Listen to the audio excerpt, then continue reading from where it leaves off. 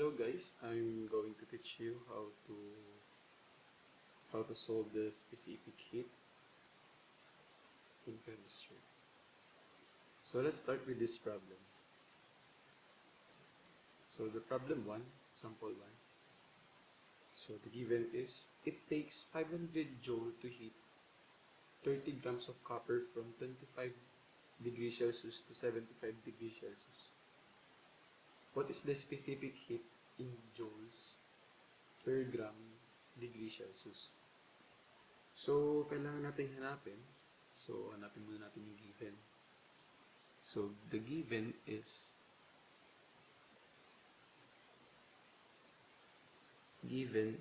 the Q. So, alam naman natin yung formula natin, di ba? Yung Q is equals to MC delta T.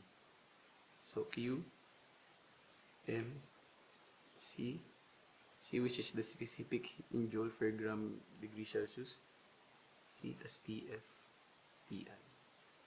So TF or TI is the temperature, final temperature, and the initial temperature. So our Q is 500 joule, M is 30 grams,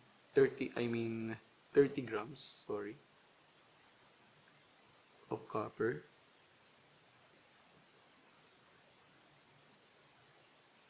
Then our C is question mark. Our TF is 75 degrees Celsius. Our TI is 25 degrees Celsius. So here's the given.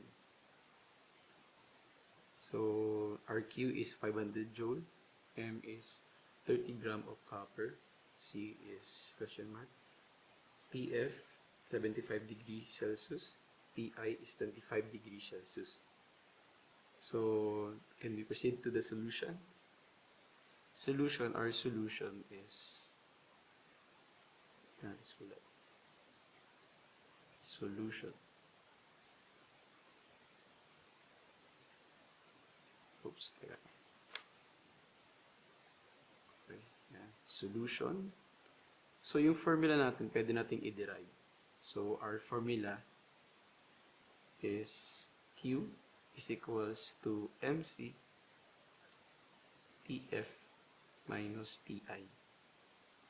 Oops, sorry. So, ang hinahanap natin ay yung letter C, which is the specific heat. So, ang kailangan natin gawin is to divide both sides by M and TFI. So, M TF minus TI, M TF minus TI. So, cancel, makakancel yan. And matitira na lang ay, isip natin. Okay. Matitira na lang ay C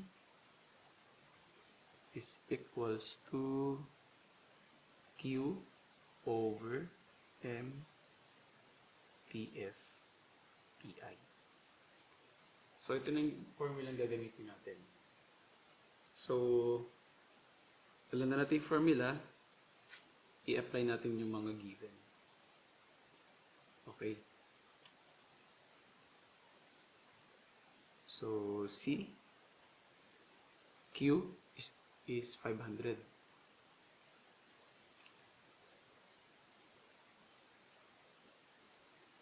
Over, ang M natin is 30 gram of copper.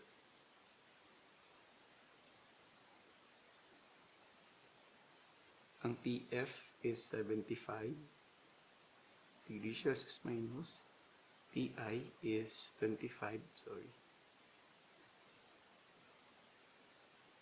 So, yan. Simplify na natin. Yan. Simplify na natin to.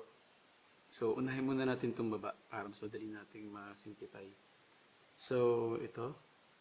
75 minus 25 degrees is equals to 50. So, kopyahin na natin yung numerator, which is 500 joules.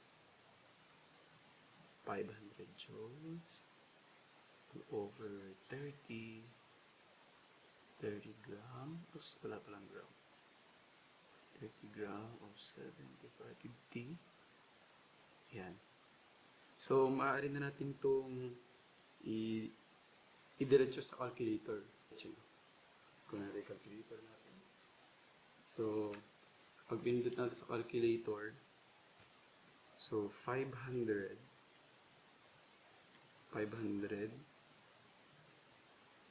30 is equals to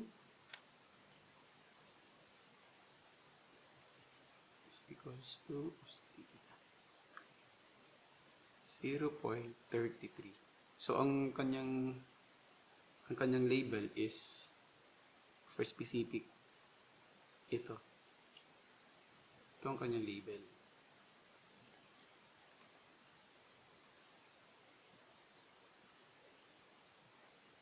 So ito yung ating specific heat of copper. Our specific heat of copper.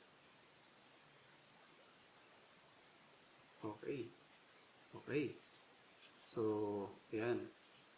Nahanap na natin yung specific heat ng copper. So, ito yun. 0.33 joule over gram degree Celsius. Okay, thank you.